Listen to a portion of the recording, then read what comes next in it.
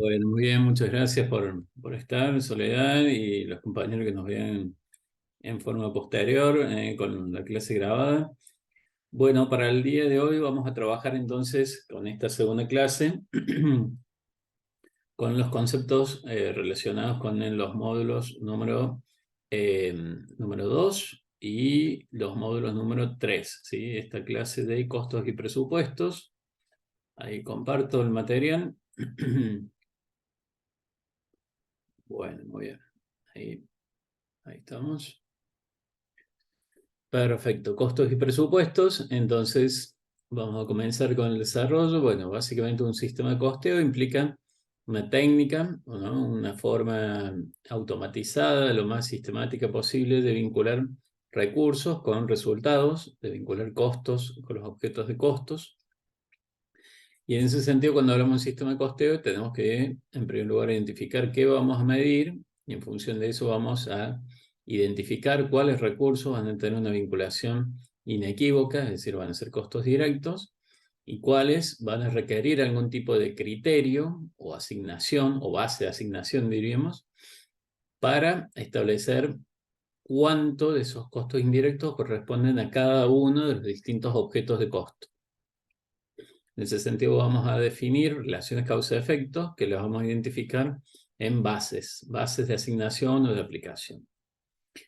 Cuando pensamos en un proceso en una empresa, en una fábrica, por ejemplo, lo que tenemos graficado ahí, y bueno, vamos a tener materiales, materia prima, pero también vamos a tener materiales indirectos, insumos, vamos a tener mano de obra directa, ¿no? El personal que trabaja en forma directa, los operarios, por ejemplo, que trabajan en forma directa con el producto que sea que se esté produciendo, que se esté fabricando, pero también vamos a tener mano de obra indirecta, es decir, por ejemplo, supervisores, personal de mantenimiento, encargado de limpieza, etcétera, todos los que participan en la parte de planta del proceso productivo, pero no en forma directa, de tal forma que se puede decir más horas, a mayor cantidad de horas, mayor cantidad de producto, o necesito fabricar menos, y bueno, necesitaré menos horas.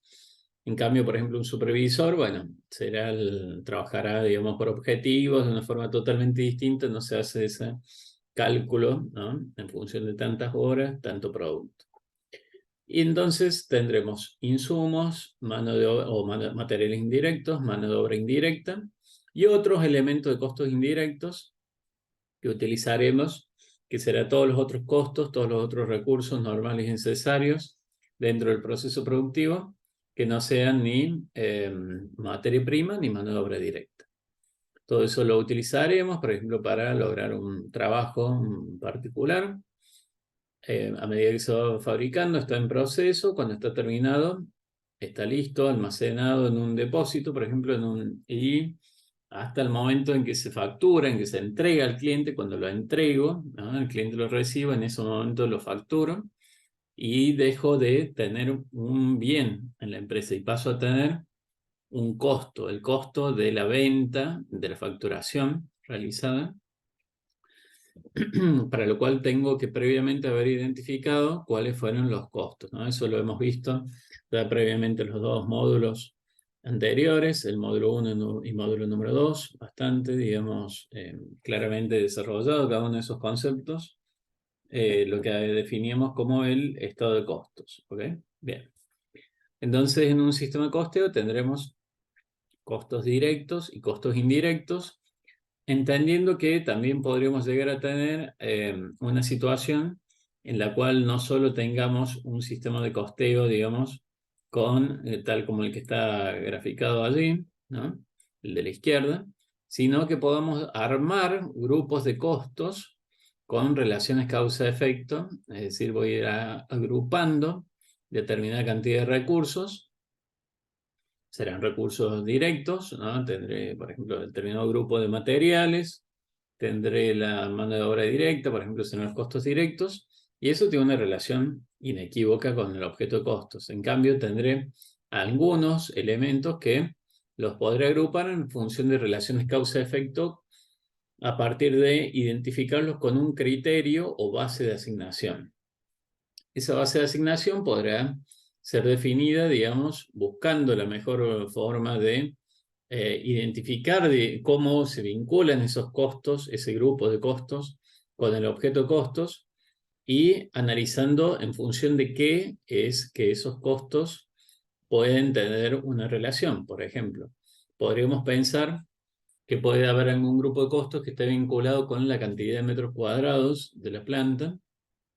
Entonces, a mayor cantidad de metros cuadrados tendré mayor cantidad de costos. Por ejemplo, tendré mayor cantidad de costos de limpieza, mayor cantidad de costos de calefacción o de acondicionamiento, de aire acondicionado, digamos, o de ventilación. Tendré mayor cantidad de costos, por ejemplo, de todo lo que implica la seguridad o la vigilancia, ¿no?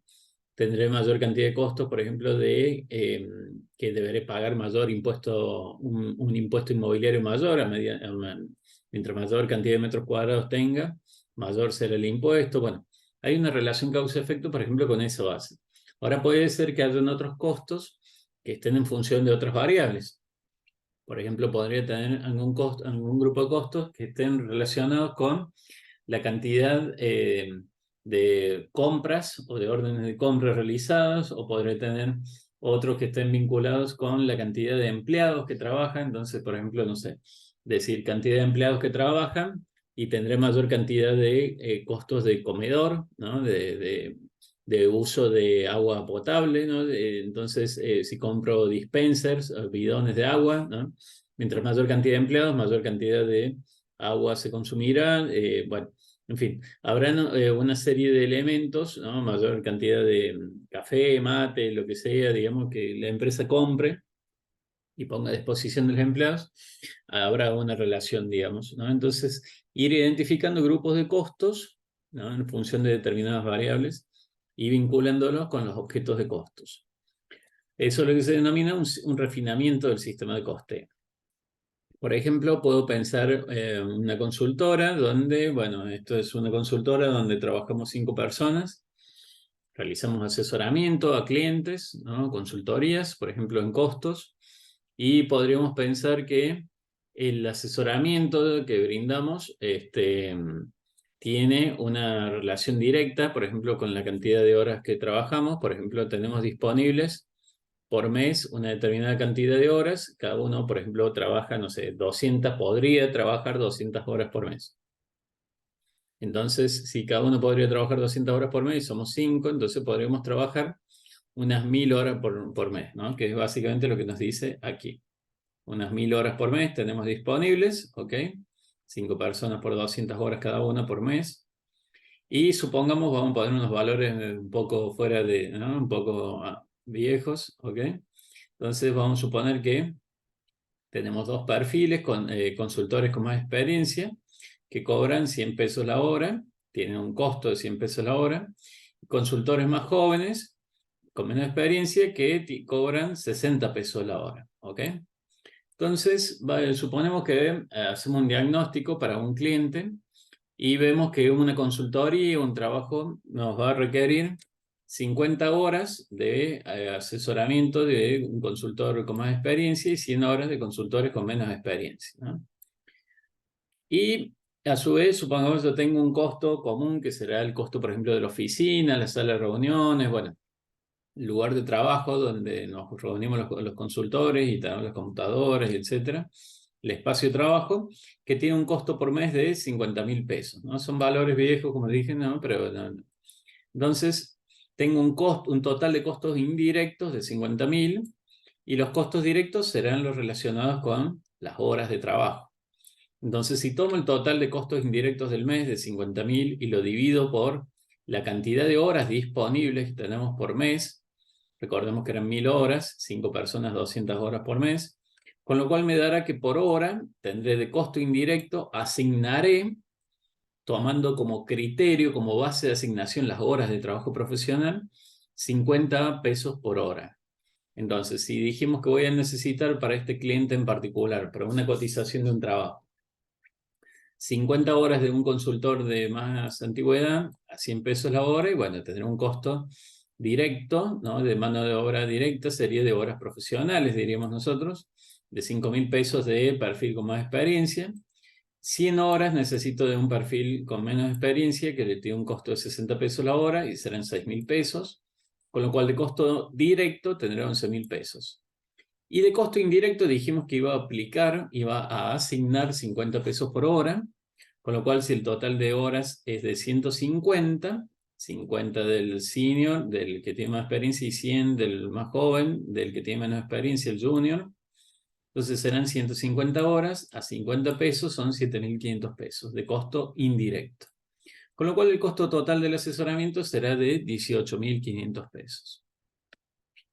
Con lo cual nosotros cuando hablamos de sistema de costeo, vamos a identificar dos extremos, ¿no? Por supuesto pueden haber combinaciones o inclusive empresas que implementen una mezcla de ambas. Por ejemplo, podríamos pensar una institución médica que vamos a identificar que aplica, por ejemplo, o puede aplicar un conjunto a ambos sistemas de costeo. ¿Por qué? Porque un sistema de costeo por órdenes, un sistema de costeo a medida. Un sistema de costeo donde yo hago un trabajo a medida y cotizo un trabajo en particular, ¿no? Entonces, en un hospital podemos poner el ejemplo de que es un paciente, ¿no? Yo tengo el caso, ¿no? El caso, la clínica, el caso particular específico y me implica identificar cuáles fueron los costos, por ejemplo, de un paciente internado. Entonces, yo tengo un registro, la historia clínica, donde voy anotando los distintos recursos que se han ido utilizando en la atención de ese paciente. ¿Ok?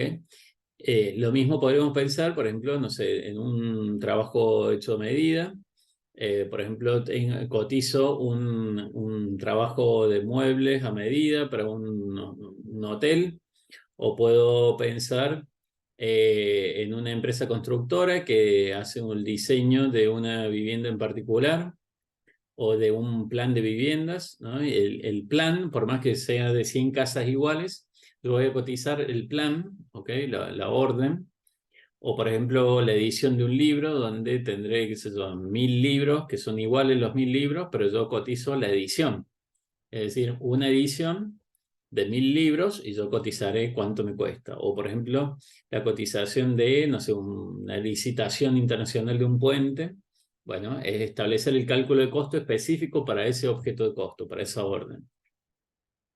Mientras que si pienso en un sistema de costeo por procesos, voy a tener algo que se repite en forma permanente, ¿no? Y donde el foco no lo tengo tanto en cotizar algo para ver si se da o no se da el trabajo, sino pongo el foco más en producir, y el tema comercial es más bien problema de otro. Por ejemplo, una empresa automotriz que se enfoca en producir, en fabricar los autos, y el tema comercial lo manejan las concesionarias, ¿no? O podremos pensar una fábrica de hielo, una cementera, una fábrica de extracción, una de ladrillos, perdón, un cortadero de ladrillo, una extracción de áridos. Bueno, donde tengo que estar haciendo y todo el tiempo tengo que estar produciendo y no me interesa, por ejemplo, el costo de un ladrillo en particular, sino que más bien tendré un cálculo promedio, un costo promedio por ladrillo, cuánto me costó producirlo, etcétera. Es un cálculo mucho más simple, más económico. Y en el caso del hospital que ponía al inicio, entonces podría pensar, por ejemplo, algo que se repita en un hospital serán los estudios de laboratorio, por ejemplo. Entonces todos los estudios de laboratorio de un determinado tipo serán iguales el costo, y no me interesa el costo de una muestra en particular, sino, bueno, de algo que permanentemente se está haciendo y calcular un costo promedio, ¿no? Bien. Cuando hablamos de producción por procesos, un concepto importante, sobre todo cuando fabrico bienes, ¿no? Porque podría tener un proceso de un servicio, ¿no? Una financiera que hace procesos todo el tiempo similares.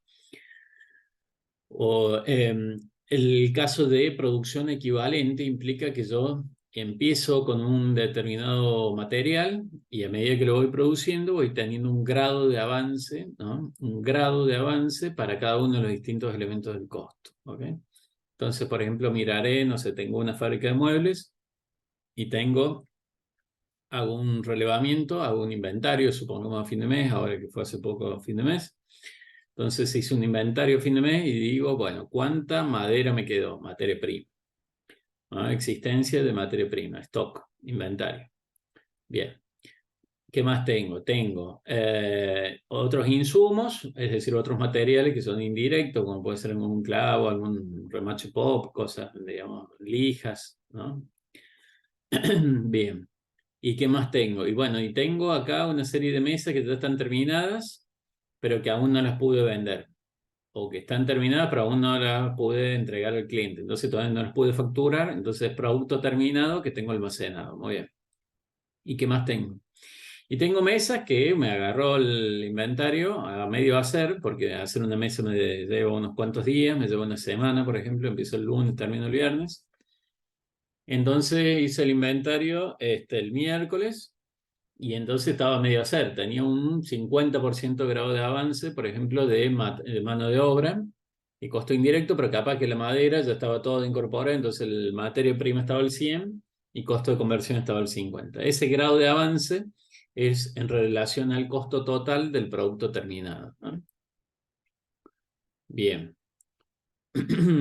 Bueno, pasamos al módulo número 4, el último módulo, y hacemos referencia a un concepto fundamental que es lo que se denomina el costo-volumen-utilidad. Costo-volumen-utilidad es un modelo que se utiliza para establecer determinados cálculos en relación a la viabilidad, por ejemplo, de un negocio o cuando uno analiza un proyecto, ¿no? Una idea de proyecto y establece cálculos. O, por ejemplo, para un negocio que ya está en marcha, identificar cuánto debería ser el nivel de actividad para poder cubrir el total de costos. En primer lugar, los costos fijos, pero por supuesto también los costos variables. Entonces, ahí vamos a identificar algunos métodos. Rápidamente hay un primer método que se denomina de la ecuación, donde, que es el razonamiento tradicional, donde tengo ventas y tengo costos, ¿no? Entonces en este método ya no hago diferenciación entre costos y gastos, voy a trabajar todo junto y solamente me va a interesar si esos costos y gastos son fijos o son variables. Es decir, si en la medida que tengo mayor nivel de actividad, aumentan, o si en la medida que tengo mayor nivel de actividad o menor nivel de actividad, los costos permanecen iguales en términos totales. En este último caso serían costos fijos totales. Y un supuesto de este modelo, porque sabemos que un modelo es una representación simplificada de la realidad, por lo tanto tiene hipótesis o supuestos, ¿no? Uno de los supuestos dice que todo lo que se vende se cobra contado y todos los costos se pagan contado también, cash, y que todo lo que se produce se vende y que nunca tengo existencias, por lo tanto, si todo lo que fabrico lo entrego, lo vendo. Por eso aplica muy bien, por ejemplo, para empresas de servicio, ¿no? Una empresa de servicio que nunca tienen la posibilidad técnica de que tenga ningún producto en stock, digamos, de producto terminado, ¿se entiende? Y que cobrar a contado aplica también perfectamente este modelo así en esta versión simplificada. Hay otros modelos de este costo-volumen-utilidad que van acercándose un poco más a la realidad, pero de todas formas sirve para pensar con pocos números rápidamente un análisis de la viabilidad de un negocio. Entonces decíamos, tengo ingresos totales, que será esto que dice acá IT, o ventas, diremos nosotros. Las ventas, como sabemos, es precio por la cantidad, el volumen de ventas, la Q es el volumen de ventas, y a eso le restaremos total de costos, que será una parte variable y otra parte será fija. Los costos y gastos, entonces tendremos una parte variable y una parte fija. La parte variable también estará en función del volumen de ventas, es decir, en la medida que más unidades venda, el costo variable total mayor será, porque será el resultado del costo variable unitario multiplicado por el volumen. Pero los costos fijos totales no, permanecerán constantes independientemente de que yo tenga mayor o menor nivel de actividad. De hecho, si yo no tuviera nada de actividad, supongamos que no vendiera nada un mes, entonces Q es 0. Entonces, si esto es 0, esto es 0, entonces me quedaría que la utilidad operativa cuando no tengo actividad es igual a menos el costo fijo. Utilidad operativa igual a menos el costo fijo. ¿Ok? Eso si no tuviera actividad. Pero en este ejemplo vamos a decir que yo si tengo actividad, que vendo 400 unidades por mes, que tengo un costo fijo total de $1000, que cobro por cada unidad $10 y que a mí me cuesta, porque supongamos que revendo, tengo un comercio que revendo, yo la compro a 5 y la vendo a 10. Entonces la vendo el doble, digamos, o me cuesta la mitad, como lo quieren ver. Entonces, si vendo 400 unidades a $10, mi venta total será de $4.000. A mí, la venta de esas 400 unidades me cuesta $5 cada una, por lo tanto, el costo variable total será de $2.000 y $1.000 tendré de costo fijo, ¿no? Entonces, me quedará de resultado económico positivo, por cierto, una utilidad operativa, decimos nosotros, de $1.000, ¿ok? Esa es la metodología de la ecuación. Si miro el método de la contribución marginal, acá voy a separar ya no ventas y costos, sino que voy a separar todo lo que cambia en función del volumen de ventas y todo lo que no cambia en función del volumen de ventas. Lo que no cambian serán solamente los costos fijos totales, tal como dijimos recién. Y lo que sí se modifica ante un cambio en el volumen es la contribución marginal total, que tal como sabemos es la diferencia entre las ventas o ingresos totales y los costos variables totales. Entonces, si venta y costo variable total es, tal como vimos, precio por cantidad, las ventas, y costo variable total, costo variable unitario por el volumen de ventas, yo podría sacar factor común, el volumen de ventas, y decir que la contribución marginal total es el volumen de ventas multiplicado por la diferencia entre el precio menos el costo variable unitario. Y precio menos costo variable unitario, un concepto que se denomina contribución marginal unitaria. Entonces, la contribución marginal unitaria por el volumen de ventas es lo que se llama la contribución marginal total. Cuando a eso le resto el costo fijo, obtengo la utilidad operativa. Y tal como vimos antes, si el volumen de ventas es cero, la contribución marginal total será cero y la utilidad operativa será menos los costos fijos. El ejemplo numérico es igual, pero acá la diferencia es conceptual, filosófica, podemos decir, ¿no? La diferencia conceptual es que yo acá digo, cada unidad que vendo me deja $5. Me deja de margen, de contribución marginal por unidad, $5. Entonces, 400 unidades a $5 será la contribución marginal total de $2.000. Menos los costos fijos totales de 1.000, me deja una utilidad operativa de 1.000. ¿No? Como decía, el resultado matemático es igual, pero el razonamiento es distinto. Esto lo vemos en el punto de equilibrio. Nosotros en el punto de equilibrio vamos a identificar que es el punto donde se producen tres situaciones en forma simultánea. La primera es que las ventas, los ingresos totales, y se cruzan o igualan, nosotros diríamos, a los costos totales. La segunda es que en el punto de equilibrio la utilidad operativa es igual a cero. Y la tercera es que los costos fijos igualan a la contribución marginal en el punto de equilibrio. A ver, verificamos. Primero dije que las ventas son iguales a los costos totales. Si vendo 200 unidades a $10, que vendo, el precio de venta será que he facturado $2.000. Muy bien. Y de costo tengo 1.000, dijimos de costo fijo, 1.000 de costo fijo, y de costo variable serán 200 unidades a $5 cada una, son $1.000 más, por lo cual el costo total también será de $2.000 y efectivamente la venta es igual al costo total. Si la venta es igual al costo total, de acuerdo al método al primer método que vimos de la ecuación, ventas totales menos costos totales serán igual a cero. Si es 2.000 menos 2.000, tendremos cero. Y lo tercero que dije es que el costo fijo iguala a la contribución marginal. A ver, veamos. Cuando vendo 200 unidades, dijimos que cada unidad me deja de contribución marginal $5. La vendo a 10 y me cuesta 5, entonces cada uno me deja 5 de contribución, de margen. Entonces $5 por 200 será $1.000. Y efectivamente los costos fijos son $1.000, así que estamos en el punto de equilibrio cuando vendo 200 unidades. El razonamiento, digamos, yo también lo puedo ver, además de esta gráfica que vimos recién, lo puedo ver en esta otra gráfica que se llama la utilidad, la línea de utilidad-volumen. Yo acá lo que dibujo es directamente la función de utilidad.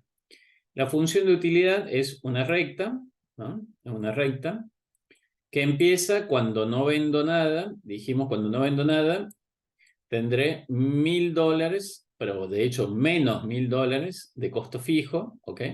Entonces, si las ventas, el volumen de ventas es igual a cero, tendré menos 1.000 Y ahí empieza la función. A medida que empiezo a vender una unidad, y bueno, agregaremos, dijimos la contribución marginal era $5 por cada unidad. Entonces voy sumando hasta que llego a 200 unidades y recién ahí estoy en cero. ¿Por qué? Porque cuando vendo 200 unidades a $5 es $1000 de contribución marginal y tenía menos 1000 de costo fijo, en ese punto la utilidad es igual a cero. Cuando vendo 201 unidades, y bueno, estoy a la derecha, tengo resultado positivo. La función de utilidad, si vendo 201 unidades, será 201 por 5, ¿ok? Son 1005 y es mayor a los costos fijos de 1000, entonces me quedan $5, ¿ok? Y ahí voy sumando de a $5 por cada unidad que vendo. Si no llego a vender $200, 200 unidades, perdón, y estoy a la izquierda del punto de equilibrio, estaré a la izquierda del punto de equilibrio y en ese caso todavía no he cubierto, digamos, los costos fijos con la diferencia entre el precio y el costo variable unitario. Bien, con lo cual la función, la fórmula de cálculo del punto de equilibrio físico será la diferencia entre las ventas y los costos totales, con lo cual nosotros podemos despejar de esto que dijimos que la contribución marginal total es igual a los costos fijos.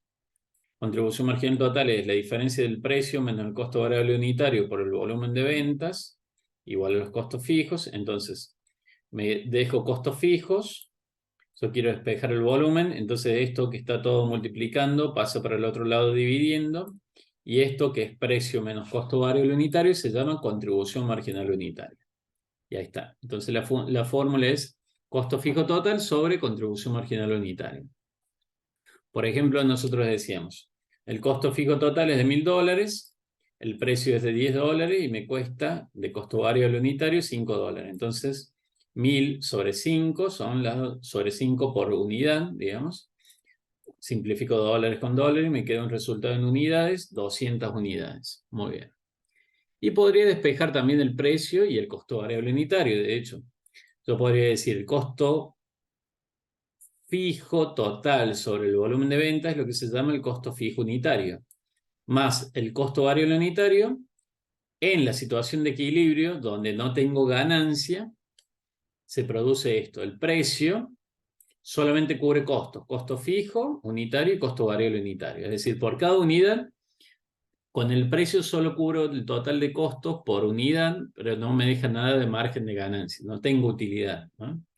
Y si despejo el costo variable unitario, y será costo variable unitario será el precio menos el costo fijo unitario. ¿Ok? Bueno, muy bien. Vamos a pasar esto. Entonces, supongamos que yo hasta ahí he dicho no tengo utilidad operativa. Mi utilidad operativa es igual a cero porque estoy en el punto de equilibrio. Pero, digamos, una empresa, un negocio debería obtener un resultado positivo, debería querer ganar dinero. Entonces la forma de ganar dinero sería, por ejemplo, para el cálculo, sería sumarlo al costo fijo. ¿Por qué? Porque cuando nosotros calculamos en un estado de resultados, digamos, por costeo variable, digo, las ventas, que será el precio por la cantidad, menos los costos variables totales, que será el costo variable unitario por la cantidad, me da la contribución marginal total, que es la contribución marginal unitaria por el volumen de ventas o cantidad de unidades vendidas, digamos. A eso le resto el costo fijo total, no lo trabajo en términos unitarios, y eso me da la utilidad operativa también total, que tampoco lo trabajo en términos unitarios. Entonces yo digo, bueno, normalmente hasta el momento en punto de equilibrio la utilidad operativa era igual a cero, entonces la contribución marginal total era igual a los costos fijos, porque si esto es igual a esto, lo que sigue es igual a cero.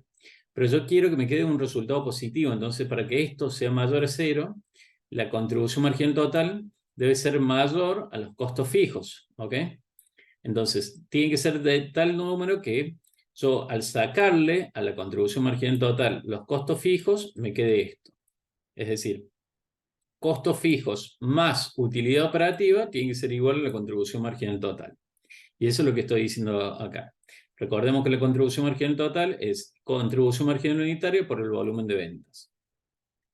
Entonces, lo que estoy diciendo es, yo al costo fijo le sumo la plata, el monto de utilidad que quiero obtener, y esto, que es todo eso lo divido en la contribución marginal unitaria. Si la contribución marginal unitaria que está dividiendo la paso para el otro lado de la ecuación, ¿no? Multiplicando, será la contribución marginal total. Contribución marginal unitaria por volumen de ventas. Eso será igual a los costos fijos, entonces le resto los costos fijos y me queda la utilidad que quiero obtener. Por ejemplo, supongamos que yo tengo 1000, como era el ejemplo del inicial. Tengo 1000 de costo fijo, $1000, y quiero ganar $1000. Sabiendo que yo lo vendo a 10, lo que me cuesta 5, ¿cuántas unidades tengo que vender? Y bueno, era el resultado inicial. Efectivamente, yo al vender 400 unidades, gano $1000. O podría decir, ¿cuántas unidades tendría que vender si en lugar de $1000 quiero ganar $2000? Y bueno, si quiero ganar $2000, entonces tendré los costos fijos de $1000 más 2000 que quiero ganar, todo eso sobre el precio menos el costo variable unitario, $5 de contribución marginal unitaria, entonces deberé vender 600 unidades para obtener un resultado, una utilidad operativa de $2000. Y esto también lo puedo identificar en un concepto adicional que se llama el margen de seguridad, ¿no? Que será la distancia entre las ventas reales, las que estoy obteniendo ahora, versus las ventas del punto de equilibrio, ¿no? Entonces, por ejemplo, en la última situación, la situación inicial, yo vendía 400 y en equilibrio necesitaba 200 solamente, por lo tanto tenía 200 unidades de equilibrio, ¿no? También lo puedo ver a eso en la gráfica, aquí. En equilibrio yo vendo 200 unidades, ¿ok? Pero actualmente estoy vendiendo 400, entonces tengo 200 unidades de margen de seguridad. O podría verlo en pesos y decir, actualmente como miro ventas, ¿no? Al vender 400 estoy facturando $4000, ¿ok? Mi venta total es 4000. En equilibrio, mi venta era de $2000, 200 unidades por $10 cada una. Por lo tanto, tengo un margen de seguridad de $2000. Bueno, muy bien, gente. Lamentablemente no se suma a nadie, pero bueno, si hay alguna consulta, yo estoy a disposición, ustedes saben. Cualquier pregunta, comentario, me pueden enviar por Canvas, me pueden escribir, yo estoy totalmente a disposición para ayudar. Les voy a compartir este video y también les voy a estar compartiendo otros videos de soporte para ayudarles en la resolución con éxito de su parcial. Muchísimas gracias y estamos en contacto.